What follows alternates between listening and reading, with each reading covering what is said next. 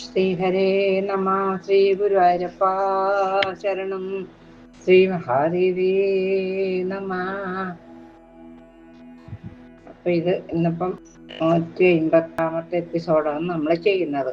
160ഓടുകൂടി സമർപ്പണം ഉണ്ടാവുമെന്ന് വിചാരിക്കുന്നു. അപ്പൊ ഇനി അത്രയേ ഉള്ളൂ. ഇത് ഭഗവാന്റെയും ഭഗവതിയുടെയും പാദത്തിൽ വെച്ച് നമുക്ക് നമസ്കരിച്ചിട്ട് മതിയാക്കാം. അതുവരെ പറയാം. ഇപ്പൊ കേനോപനിഷത്തിന്റെ കഥയാണ് പറയുന്നത്. അപ്പൊ ജനമേജയ രാജാവ് വ്യാസമഹർഷിയോട് ചോദിക്കുന്നു, ഭഗവൻ സർവശാസ്ത്ര വിശാരദ, ബ്രാഹ്മണർക്ക് 3 സന്ധ്യകളിലും ശക്തിയുപാസനയാണല്ലോ വേദം അനുശാസിച്ചിട്ടുള്ളത്. എന്നിട്ടും എന്താണ് അവർ ശക്തിയുപാസന ഉപേക്ഷിച്ച് മറ്റു ദേവതകളെ ഉപാസിക്കുന്നത് എന്ന് ചോദിച്ചു. ആര്? ജനമേജയ രാജാവ് വ്യാസമഹർഷിയോടാണ് ചോദിക്കുന്നത്. ഈ ലോകത്തിൽ പലതരം ആൾക്കാരെ കാണുന്നുണ്ട്. വൈഷ്ണവർ, ബൗദ്ധമതക്കാർ, കാപാലികന്മാർ, ചീനമാർഗ തൽപരർ, ഗാണാപത്യർ. ഇവരൊക്കെ വേദമാർഗത്തില് താല്പര്യമില്ലാതെ കഴിയുന്നവരാണല്ലോ. അവരുടെ ഇടയിൽ പണ്ഡിതന്മാരും ബുദ്ധിമാന്മാരും നാനാ വിഷയങ്ങളെപ്പറ്റി തർക്കിക്കുന്നവരും ധാരാളമുണ്ട് താനും. എന്നിട്ടും എന്തേ അവർക്ക് ശ്രേയസിനെ പ്രദാനം ചെയ്യുന്ന വേദത്തിൽ ശ്രദ്ധയില്ലാത്തത്? അങ്ങ് ഇതിനു മുമ്പേ മണിദ്വീപത്തിന്റെ ശ്രേഷ്ഠതയെ വർണ്ണിച്ചുവല്ലോ. അത് ഏത് ദേവിയുടെ ശ്രേഷ്ഠസ്ഥാനമാണ്? ഭക്തിയും ശ്രദ്ധയുമുള്ള എന്നോട് അത് അങ്ങ് വിസ്തരിച്ച് പറഞ്ഞു തരണം. ശ്രദ്ധയുള്ള ശിഷ്യന്മാരോട് ഗുരുക്കന്മാർ രഹസ്യമായിട്ടുള്ളതും കൂടി ഉപദേശിക്കാറുണ്ടല്ലോ എന്ന് പറയുന്നു. അപ്പൊ ജനമേജയ മഹാരാജാവ് ചോദിക്കുന്നു. അപ്പൊ വ്യാസമഹർഷി പറയുന്നു, രാജൻ, അങ്ങയുടെ ചോദ്യം സന്ദർഭോചിതം ആയിട്ടോ. അങ്ങക്ക് വേദത്തിലുള്ള ശ്രദ്ധ കണ്ട് എനിക്ക് വളരെ വളരെ വളരെ സന്തോഷമായി. ഈ കഥകൾ കേട്ടാൽ എല്ലാവർക്കും വേദത്തിൽ താല്പര്യം വർദ്ധിക്കുകയും ചെയ്യും. പണ്ട് സുരന്മാരും അസുരന്മാരും 100 വർഷം നീണ്ടുനിന്ന യുദ്ധത്തിലേർപ്പെട്ടു. ലോകം അവസാനിക്കുമെന്ന അവസ്ഥ വന്നു. ആ സമയത്ത് പരാശക്തിയുടെ പ്രഭാവം കൊണ്ട് സുരന്മാർക്ക് അസുരന്മാരെ തോൽപ്പിക്കാൻ സാധിച്ചു. അസുരന്മാർ ഭൂമിയും സ്വർഗവും ഉപേക്ഷിച്ച് പാതാളത്തിലേക്ക് തിരിച്ചുപോയി, പേടിച്ചോടിപ്പോയി. അസുരന്മാരെ തോൽപ്പിച്ച സന്തോഷത്തില് സുരന്മാർ അഹങ്കാരികളായി തീർന്നു. തങ്ങളുടെ വൈഭവം കൊണ്ട് മാത്രമാണ് അസുരന്മാരെ ജയിക്കാൻ സാധിച്ചതെന്നാണ് അവർ കരുതിയത്. അതങ്ങനെയാണല്ലോ. ഒന്നും മറ്റൊരാൾക്ക് സമ്മതിച്ചു കൊടുക്കൂല. അല്ല, എൻ്റെ കഴിവ്, എൻ്റെ കഴിവ്, എൻ്റെ കഴിവ്. അവർ തമ്മിൽ ജയകഥകളും പറഞ്ഞ് അഹങ്കരിക്കാൻ തുടങ്ങി. അവരുടെ അഹങ്കാരം തീർക്കാനും അനുഗ്രഹിക്കാനും വേണ്ടി പരാശക്തി യക്ഷരൂപത്തിൽ പ്രാദുർഭവിച്ചു. കോടി സൂര്യപ്രകാശത്തോടും കോടി ചന്ദ്രന്റെ ശീതളിമയോടും കൂടിയുള്ള ആ തേജസ് കണ്ട് ദേവന്മാർക്ക് അത്ഭുതവും കൂടെ തന്നെ പരിഭ്രമവും ഉണ്ടായെന്ന് പറയുന്നു. അസുരന്മാരുടെ മായാപ്രയോഗമാണോ എന്ന് പോലും അവര് സംശയിച്ചുപോയി.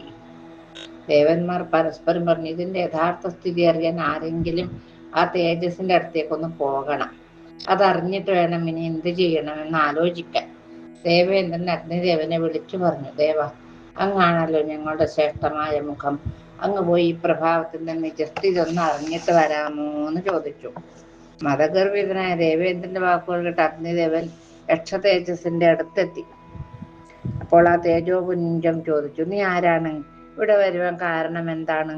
ഈ ചോദ്യം കേട്ട് അഗ്നി പറഞ്ഞു, ഞാൻ ജാതവേദസായ അഗ്നിയാണ്.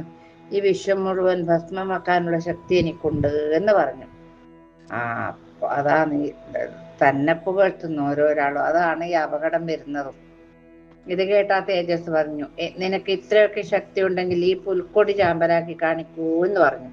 അഗ്നിദേവൻ തന്റെ ശക്തി മുഴുവൻ പ്രയോഗിച്ചിട്ട് ആ പുൽക്കൊടിയൊന്ന് ഒരു വാടാൻ വരെ പറ്റിച്ചില്ല.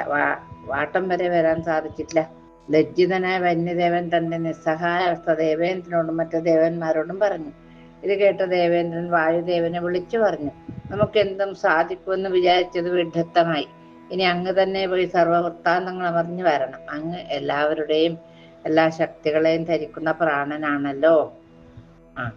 അപ്പൊ അദ്ദേഹത്തിന്റെ അഹങ്കാരം കാണിക്കും. ഇന്ദ്രന്റെ കൽപ്പന കേട്ട് വായുദേവൻ യക്ഷസന്നിധിയിലെത്തി. വായുവിനെ കണ്ട ഉടനെ യക്ഷ തേജസ് ചോദിച്ചു, നീ ആരാണ്? നിനക്ക് എന്ത് പ്രഭാവമാണുള്ളത്? അത് കേട്ട് വായുദേവൻ പറഞ്ഞു, ഞാൻ വായുദേവനാണ്, മാതരിശ്വാവാണ്. എന്റെ വൈഭവം കൊണ്ടല്ലേ ഈ വിശ്വം മുഴുവൻ ചലിക്കുന്നത്. ഓഹോ! വായുദേവന്റെ അഹങ്കാരത്തോടെയുള്ള മറുപടി കേട്ടപ്പോൾ ആ തേജസ് പറഞ്ഞു, നിനക്ക് അത്രയ്ക്കൊരു അഹങ്കാരം ഉണ്ടോ? അല്ല, ശക്തി ഉണ്ടോ? ശക്തി ഉണ്ടെങ്കിൽ ഈ പുൽക്കൊടി ഇളക്കി കാണിക്കുക, അല്ലെങ്കിൽ അഹങ്കാരം ഉപേക്ഷിച്ച് അപമാനിതരായി തിരിച്ചു പോവുക എന്ന് പറഞ്ഞു. ഇത് ദേവിയാണെന്ന് ഇവർക്ക് അറിയുന്നില്ലല്ലോ. ആ പ്രഭാപുഞ്ചത്തിന്റെ വാക്ക് കേട്ടപ്പോൾ വായുദേവന്റെ സത്കാല ശക്തിയും പ്രയോഗിച്ച് ആ പുൽക്കൊടിയെ പറപ്പിക്കാൻ നോക്കി. പണ്ട് ഭീമസേനൻ ഹനുമാൻ സ്വാമിയുടെ വാലളക്കാൻ നോക്കിയതുപോലെ. എത്ര പരിശ്രമിച്ചിട്ടും സാധ്യമാവാത്തത് വായുദേവന് അഹങ്കാരം ഉപേക്ഷിച്ച് തിരിച്ചുപോയി. നമസ്തേ പറഞ്ഞിട്ട് പോയി. ദേവേന്ദ്രനോട് തന്റെ പരാജയ വൃത്താന്തം അറിയിച്ചു. വായുദേവൻ പറഞ്ഞു, ദേവേന്ദ്ര, ആ തേജസ്സിന്റെ ശക്തി അത്ഭുതമുളവാക്കുന്നതാണ്. പിന്നീട് ദേവന്മാർ എല്ലാവരും കൂടി ദേവേന്ദ്രനോട് പറഞ്ഞു, ഇനി അങ്ങ് തന്നെ തേജസ്സിന്റെ ശക്തിയെപ്പറ്റി നേരിൽ കണ്ട് മനസ്സിലാക്കിയാലും ഞങ്ങൾക്കൊന്നും അറിയാൻ പറ്റുന്നില്ല എന്ന് പറഞ്ഞു. അപ്പൊ ദേവന്മാരുടെ വാക്കുകൾ കേട്ട ഉടനെ ദേവേന്ദ്രൻ ആ തേജോപുഞ്ചത്തിന്റെ അടുത്തേക്ക് ചെന്നു. അപ്പൊ ദേവേന്ദ്രൻ നോക്കി നിൽക്കെ തന്നെ ആ തേജസ് അന്തർധാനം ചെയ്തു. കാണാൻ വരെ കൊടുത്തില്ല ദേവേന്ദ്രന്. ആ തേജപ്രഭാവത്തിനോട് തന്റെ ശക്തി പരീക്ഷിക്കാൻ സാധിക്കാത്തത് ദേവേന്ദ്രൻ ലജ്ജിച്ചു. പരാജയനായ എന്തെന്ന് ചിന്തിച്ചു. ഇനി ഞാൻ ദേവലോകത്തേക്ക് തിരിച്ചു പോകുന്നില്ല. എന്റെ പരാജയം ഞാൻ എങ്ങനെയാണ് മറ്റു ദേവന്മാരോട് പോയി പറയുക? അതിലും ഭേദം മരിക്കുക തന്നെയാണ്. അഭിമാനം കൈവിട്ട് ജീവിക്കുന്നതിനേക്കാൾ മൃത്യു തന്നെയല്ലേ അഭികാമ്യം എന്ന് ദേവേന്ദ്രൻ തോന്നി തുടങ്ങി. ഇന്ദ്രൻ തന്റെ അഹങ്കാരം ഉപേക്ഷിച്ച തേജസ്സിനെ മനസ്സാ നമസ്കരിച്ചു. അപ്പോൾ ഒരു അശരീരി കേൾക്കാനിടെ, അല്ലയോ സഹസ്രാക്ഷ, മായാബീജം ജപിച്ചാലും സൗഖ്യം ഭവിക്കും എന്ന് ദേവി അശരീരിയായിട്ട് കേൾപ്പിച്ചു. ഇത് കേട്ടപ്പോൾ ദേവേന്ദ്രൻ ഊണും ഉറക്കവും ഉപേക്ഷിച്ചു 1 വർഷം മുഴുവൻ മായാബീജമന്ത്രം ജപിച്ച് കഠിന തപസ്സനുഷ്ഠിച്ചു. മേടമാസത്തിലെ വെളുത്തപക്ഷത്തിലെ നവമി ദിവസം ആ തേജോപുഞ്ചം അതേ സ്ഥലത്ത് തന്നെ പ്രത്യക്ഷപ്പെട്ടുല്ലോ. ആ തേജസ്സിൽ നിന്ന് നവയൗവനമാർന്ന ഒരു സുന്ദരി ഇന്ദ്രന്റെ മുമ്പിൽ ദൃശ്യയായി. ചെമ്പരത്തിപ്പൂവിന്റെ നിറാണ്, ബാലസൂര്യന്റെ പ്രഭയാണ്. കയ്യിൽ വരാഭയവും പാശവും അങ്കുശവും ധരിച്ചിട്ടുണ്ട്. നീണ്ട കാർകുന്തലിൽ പിച്ചിപ്പൂമാല ചാർത്തിയിട്ടുണ്ട്. ചന്ദ്രക്കല വധിച്ച രത്ന കിരീടം ധരിച്ചിട്ടുണ്ട്. ത്രിനേത്രങ്ങളോട് കൂടിയും തന്റെ മനോഹരമായ സ്തനങ്ങളെ പട്ടുവസ്ത്രാഞ്ചലത്താൽ മറച്ചും മന്ദസ്മിതം തൂകിയ പ്രകാശമാനമായ മുഖപങ്കജത്തോടു കൂടിയും ആ ദേവി ഇന്ദ്രന് ദർശനം കൊടുത്തു. ചന്ദനം ലേപനം ചെയ്ത് നവയൗവനത്തോടുകൂടി കാണപ്പെട്ട ആ ദേവിയെ 4 വേദങ്ങളും മൂർത്തിരൂപം കൊണ്ട് സ്തുതിച്ചു നിൽക്കുന്നു. ഉമയെന്നും ഹൈമവതി എന്നും പേരുള്ള കാരണരൂപയായ ആ കരുണാമൂർത്തിയെ കണ്ട് ദേവേന്ദ്രൻ ഗദകണ്ഠനായി ഭക്തി നിറഞ്ഞ് കവിയുന്ന ഹൃദയവുമായി സാഷ്ടാംഗം നമസ്കരിച്ചു. ശ്രുതിമധുരമായ സ്തോത്രങ്ങൾ കൊണ്ട് സ്തുതിക്കുകയും ചെയ്തു. ആ തേജോരൂപിണിയെ കണ്ട് ഇന്ദ്രൻ ചോദിച്ചു, അവിടെ നിന്ന് ഇപ്പോൾ പ്രത്യക്ഷപ്പെടേണ്ട കാരണം എന്താണ്? ഇന്ദ്രന്റെ ചോദ്യം കേട്ട് ദേവി പറഞ്ഞു, എന്റെ സ്വരൂപം ഇതാണ്. ഞാൻ ബ്രഹ്മരൂപിണിയാണ്. ഞാൻ സർവസാക്ഷിയായ മായക്ക് അധിഷ്ഠാന ദേവതയാണ്. വേദാർത്ഥങ്ങൾക്കൊക്കെ മൂലരൂപമായതും ബ്രഹ്മജ്ഞന്മാരൊക്കെ വാഴ്ത്തി സ്തുതിക്കുന്നതും മോക്ഷേച്ഛുക്കൾക്ക് ആഗ്രഹങ്ങൾ സാധിപ്പിച്ചു കൊടുക്കുന്നതുമായ പരമമായ തത്വത്തെ ഞാൻ പറഞ്ഞു തരാം. ഇന്ദ്ര, ഓം എന്ന അക്ഷരം തന്നെ ബ്രഹ്മമാണ്. ഹ്രീം എന്ന അക്ഷരം എന്ന മന്ത്രവും ബ്രഹ്മം തന്നെ. ഈ 2 ബീജാക്ഷരവും എൻ്റെ മുഖ്യമന്ത്രമാണ്. ഈ വിശ്വത്തെ ഞാൻ 2 ഭാഗങ്ങളായിട്ടാണ് സൃഷ്ടിക്കുന്നത്. ഒന്ന് സച്ചിദാനന്ദവും മറ്റേത് മായാപ്രകൃതിയും. ആ മായ ഉണ്ടല്ലോ, ആ മായയാണ് പരാശക്തി കേട്ടോ. ചിച്ഛക്തി സ്വരൂപിണി ഈശ്വരി ഞാൻ തന്നെയാണ്. ഞങ്ങൾ തമ്മിൽ ഒരു ഭേദവുമില്ല ദേവേന്ദ്ര.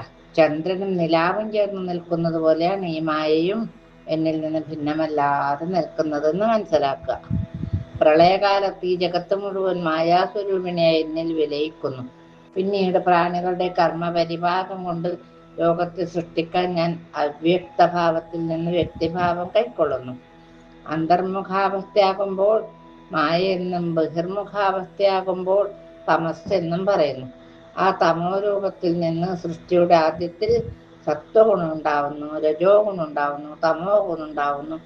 ബ്രഹ്മാവിഷ്ണു രുദ്രന്മാർ ഗുണത്രയത്തോടു കൂടിയവരാണ്. രജോ ഗുണപ്രധാനിയാണ് ബ്രഹ്മാവ്, സത്വഗുണപ്രധാനിയാണ് ഹരി. സർവകാരണരൂപനായ രുദ്രൻ തമോ ഗുണാധിക്യമുള്ളവനാണ്. ബ്രഹ്മദേവൻ സ്ഥൂലദേഹനും ജനാർദ്ദനൻ ലിംഗദേഹവും രുദ്രൻ കാരണദേഹനുമാണ്. ഞാൻ ദേഹരഹിതയ തുരീയ ആത്മാവുമാണ്. സാമാവസ്ഥയിൽ വർത്തിക്കുന്നവളാണ്. എല്ലാവരുടെയും അന്തരാത്മാവായി സ്ഥിതി ചെയ്യുന്നവളാണ്. രൂപമില്ലാതെ തുരീയാവസ്ഥയിൽ ഇരിക്കുന്ന ബ്രഹ്മവും ഞാൻ തന്നെയാണ്. എനിക്ക് 2 രൂപമുണ്ട്, നിർഗുണവും സഗുണവും. മായ ചേരാതിരിക്കുന്ന സമയത്ത് ഞാൻ നിർഗുണയാണ്. മായയോട് ചേർന്നിരിക്കുമ്പോൾ ഞാൻ സഗുണയുമാണ് എന്ന് മനസ്സിലാക്കുക. അങ്ങനെയുള്ള ഞാൻ സർവ്വജഗത്തിനെയും സൃഷ്ടിച്ചിട്ട് അതതിൻ്റെ കർമ്മവാസനക്കനുസരിച്ച് അതിൽ പ്രവേശിക്കുകയും ചെയ്യുന്നു. സൃഷ്ടിസ്ഥിതി സംഹാരകാരകരായ ബ്രഹ്മാവിഷ്ണു മഹേശ്വരന്മാരെ ആ പ്രകൃതികൾക്കായി പ്രേരിപ്പിക്കുകയും ചെയ്യുന്നത് ഞാൻ തന്നെ. എന്നെ ഭയന്നിട്ടാണ് കാറ്റ് വീശുന്നതും അഗ്നി ജ്വലിക്കുന്നതും മറ്റ് ദേവന്മാരൊക്കെ എൻ്റെ അജ്ഞാനവർത്തികളാണ്.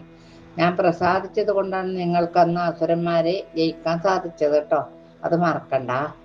നിങ്ങളൊരു പാവയെ നിയന്ത്രിക്കുന്നത് പോലെയാണ് ഞാൻ എൻ്റെ ഇച്ഛക്കൊത്തവണ്ണം നിയന്ത്രിക്കുന്നത്.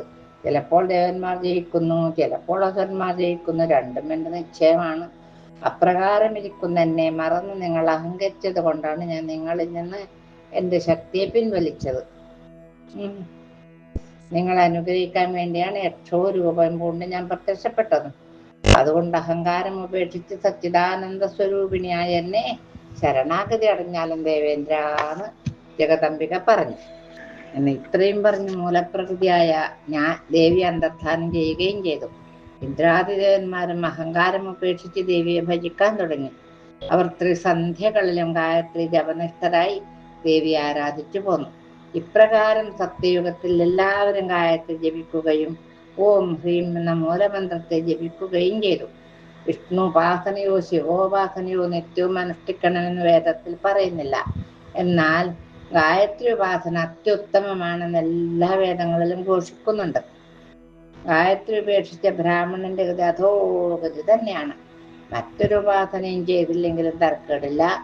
ഗായത്രി ഉപാസന ചെയ്താൽ മുക്തി ലഭിക്കുമെന്ന് മനുസ്മൃതിയിൽ പറയുന്നു.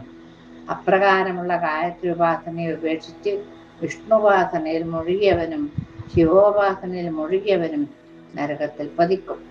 അതുകൊണ്ട് സത്യയുഗത്തിൽ ബ്രാഹ്മണരൊക്കെയും ഗായത്രി ജപനിഷ്ഠരായി ദേവി പാദാംബുജം ധ്യാനിച്ച് വസിച്ചു എന്നുള്ള പ്രകരണത്തോടുകൂടി ഈ കേനോപനിഷത്ത് കഥ എന്ന 8-ാം അധ്യായം ദേവി പാദങ്ങളിൽ സമർപ്പിച്ചു നമ്മൾ. ഇനി നമുക്ക് പറയാനുള്ളത് 9-ാമത്തെ അധ്യായത്തിൽ ഗൗതമ ശാപാണ്. പണ്ട് ഭൂമിയിൽ 15 വർഷം കാലം മഴയില്ലാതായി. ജീവജാലങ്ങൾക്ക് അവരുടെ കർമ്മഫലം അനുഭവിക്കാൻ വേണ്ടി ഇന്ദ്രൻ ചെയ്ത കൃത്യമായിരുന്നു അത്. ഏത് മഴയില്ലാതാക്കല്. അത് നാടെങ്ങും വറ്റി വരണ്ടു. പ്രാണികൾ ഭക്ഷണവും വെള്ളവും കിട്ടാതെ തളർന്ന് വീണു തുടങ്ങി. മനുഷ്യർ വിശപ്പ് സഹിക്കാതെ തമ്മിൽ തമ്മിൽ കടിച്ചു തിന്നും രക്തം കുടിച്ചും കുറച്ചു കാലം കഴിച്ചു. ദേവേന്ദ്രന്റെ പണിയാന്നതെല്ലാം. ചിലർ വിശപ്പ് സഹിക്കാതെ അശ്വത്തിനെയും പന്നിയെയും മറ്റു മൃഗങ്ങളെയും ഭക്ഷിച്ചു. അമ്മമാർ മക്കളെ തിന്നു, മക്കൾ അമ്മമാരും തിന്നു. ശവങ്ങൾ കൊണ്ട് ഗൃഹങ്ങൾ നിറഞ്ഞു. ശവഗന്ധം കൊണ്ട് ഭൂമിയാകെ ദുർഗന്ധപൂരിതമായി. എന്തൊരു കഷ്ടാന്ന് നോക്കിക്കോ. ആ സമയം ജീവൻ അപകടം പറ്റാത്ത കുറച്ച് ബ്രാഹ്മണരുണ്ടായിരുന്നു. അവരൊത്തുകൂടി ഇനി എന്ത് ചെയ്യണമെന്ന് ഗാഠമായി ചിന്തിച്ചു. അവരുടെ മനസ്സിൽ ഒരാശയം പൊന്തി വന്നു. നേരെ ഗൗതമ മഹർഷിയെ ശരണം പ്രാപിക്കാം. ഗായത്രി ജപനിരതനായ ആ ഋഷീശ്വരന് മാത്രമേ ഈ കഷ്ടതയ്ക്ക് പരിഹാരം കാണാൻ സാധ്യമാകൂ. ആശ്രമത്തിലെന്നും സുഭിക്ഷമാണെന്ന് അവിടെ പോയവർ പറഞ്ഞു കേട്ടിട്ടുണ്ട്. ബ്രാഹ്മണൻ കയ്യിൽ കിട്ടിയ സാധനങ്ങളുമായി ഗൗതമ മഹർഷിയുടെ ആശ്രമത്തിലെത്തി. അപ്പോഴേക്കും ഭൂമിയുടെ നാനാഭാഗത്തു നിന്നും ബ്രാഹ്മണർ ആശ്രമത്തിലേക്ക് ആശ്രയത്തിനായി എത്തിച്ചേർന്നിട്ടുണ്ടായിരുന്നു. തന്നെ ആശ്രയിച്ചു വന്ന ബ്രാഹ്മണരെ കണ്ട് ഗൗതമ മഹർഷി അവരെ നമസ്കരിച്ച് അർഘ്യപാദ്യങ്ങൾ നൽകി സൽക്കരിച്ച് പൂജിച്ചു. സൽക്കാരത്തിന് ശേഷം മഹർഷി അവരോട് കുശലം അന്വേഷിച്ചു. എല്ലാവർക്കും സൗഖ്യം തന്നെയല്ലേ? എന്തിനാണിപ്പോൾ എല്ലാവരും കൂടി ഇങ്ങോട്ട് വരാനുണ്ടായ കാരണം എന്ന് ചോദിച്ചു. അവർ തങ്ങളുടെ രാജ്യത്തെ ദുർഭിക്ഷതയെ പറ്റി പറഞ്ഞപ്പോൾ മഹർഷി പറഞ്ഞു, തപോധന്മാരെ നിങ്ങളുടെ പാദസ്പർശം കൊണ്ട് എൻ്റെ ആശ്രമം ധന്യമായല്ലോ. ഞാനും കൃതാർത്ഥനായി. ഈ ആശ്രമം നിങ്ങളുടെ ഗൃഹമാണെന്ന് കരുതി എത്ര കാലം വേണമെങ്കിലും വസിച്ചു കൊള്ളുക. ഇവിടെ സന്ധ്യാവന്ദനം അനുഷ്ഠിച്ചു വാണാലും എന്ന് പറഞ്ഞു. അപ്പം മഹർഷിയുടെ വാക്കുകൾ ബ്രാഹ്മണർക്ക് വളരെ വളരെ ആശ്വാസപ്രദമായി. അദ്ദേഹം ദേവിയെ സ്തുതിക്കാൻ തുടങ്ങി. ഹേ ദേവി പരാശക്തി, ഗായത്രി വേദരൂപേ നമസ്കാരം. വ്യാഹൃതി തുടങ്ങിയ മന്ത്രസ്വരൂപേ പ്രണവാത്മികേ, സാമ്യാവസ്ഥാത്മികേ പ്രണവാത്മികേ, ഹൃങ്കാരരൂപിണി സ്വാഹാസ്വരൂപേ സ്വധാസ്വരൂപേ അവിടുത്തേക്ക് നമസ്കാരം. സകലാർത്ഥതേ അവസ്ഥാത്രയ സാക്ഷിണി തുര്യാതീതാത്മികേ സച്ചിദാനന്ദ സ്വരൂപേ സർവവേദാന്ത സ്വരൂപേ സച്ചിദാനന്ദ സ്വരൂപിണി സൂര്യമണ്ഡലവാസിനി നമസ്കാരം. പ്രഭാതത്തിൽ തങ്കവർണ്ണത്തോടുകൂടി ബാലികയായും മധ്യാഹ്നത്തിൽ നവയൗവനകാന്തിയോടുകൂടി യുവതിയായും സന്ധ്യാസമയത്ത് കൃഷ്ണനിറത്തോടുകൂടി വൃദ്ധയുമായി ശോഭിക്കുന്ന ദേവി, അവിടത്തേക്ക് നമസ്കാരം. സമസ്ത ലോകങ്ങൾക്കും പരമേശ്വരിയായ ദേവിക്ക് നമസ്കാരം. ഇങ്ങനെ ദേവന്മാര് മഹർഷിമാരൊക്കെ സ്തുതിച്ചുകൊണ്ടിരിക്കുന്ന സ്ഥലത്ത് നമുക്കിന്ന് സമർപ്പിക്കാം. കായേന വാചാ മനസേന്ദ്രിയർവാ ബുദ്ധ്യാത്മനാ വാ പ്രകൃതേ സ്വഭാവാ കരോമി യദ്ദിൽ സകലം പരസ്മൈ നാരായണായേതി സമർപ്പയാമി.